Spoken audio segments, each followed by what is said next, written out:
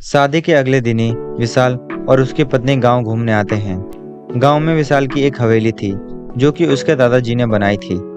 अचानक दादा की हुई मृत्यु के बाद विशाल के पिता अपने परिवार समेत शहर आ गए। वापस हवेली न खुद जाते थे और न ही किसी को जाने देते थे।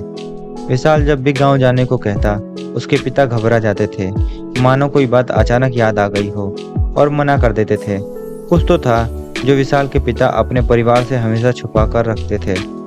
जब विशाल 25 साल का हुआ तो उसकी शादी बचपन के दोस्त रूही से हो गई। शादी के अगले दिन ही विशाल रूही से कहता है, कहीं घूमने चलें?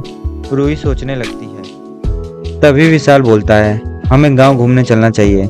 मेरा बचपन का सपना है, मुझे अपना गांव देखना है, अपने दादाजी की बनाई हवेली में घूमना है। रूही विशाल के परिवार के बारे में अच्छे से जानती थी।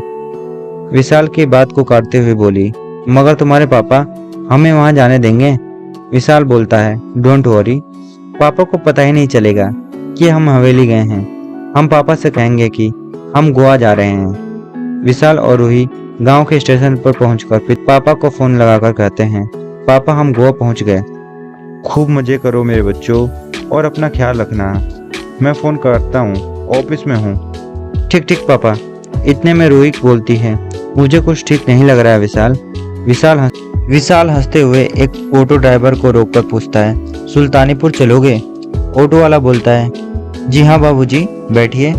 दोनों बैठ जाते हैं। कुछ ही दूर चले होते हैं तभी ऑटो ड्राइवर पूछता है, सुल्तानीपुर में कहाँ चलना है? विशाल बोलता है, वीराना हवेली। इतना सुनते ही ऑटो ड्राइवर पसीने से भीग जाता है और डरते डरते बोलता है, नहीं नहीं बाबूजी, उस हवेली के आसपास भी 6 बजे के बाद कोई नहीं जाता है, और आप उस हवेली में जाने की बात कर रहे हो। आपको उस हवेली के बारे में कुछ पता भी है या नहीं?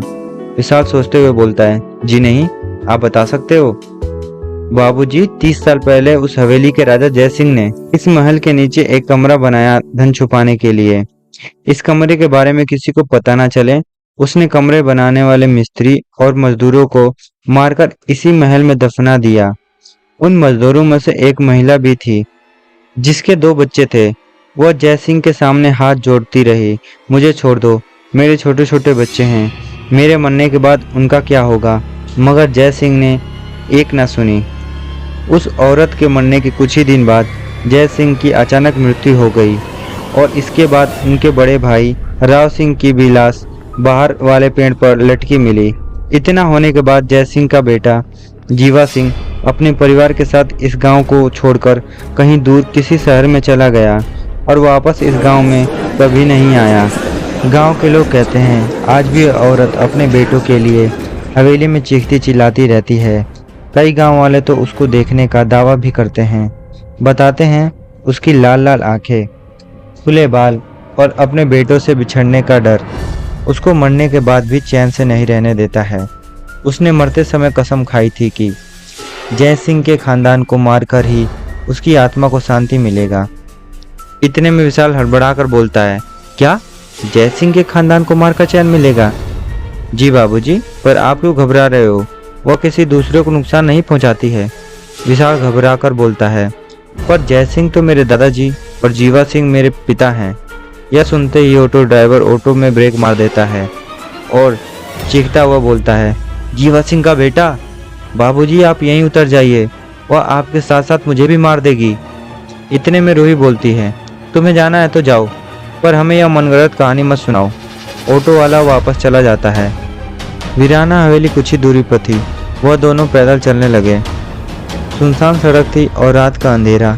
तभी पेड़ के पीछे से रोने की आवाज़ आने लगी। रूही बोली, विशाल विशाल, मुझे बहुत डर लग रहा है। इतनी रात को इस सुनसान सड़क पे कौन रो रहा है? तभी विशाल सहमी आवाज़ में बोला, मैं विशाल नहीं हूँ, बोलकर जोर जोर से हंसने लगा। मैं हूँ वीराना हवेली का भूत। क्या वह सच में विशाल नहीं है? जानने के लिए नेक्स्ट पार्ट का इंतजार करें। तब तक के लिए चैनल को सब्सक्राइब और वीडियो को लाइक कर दें।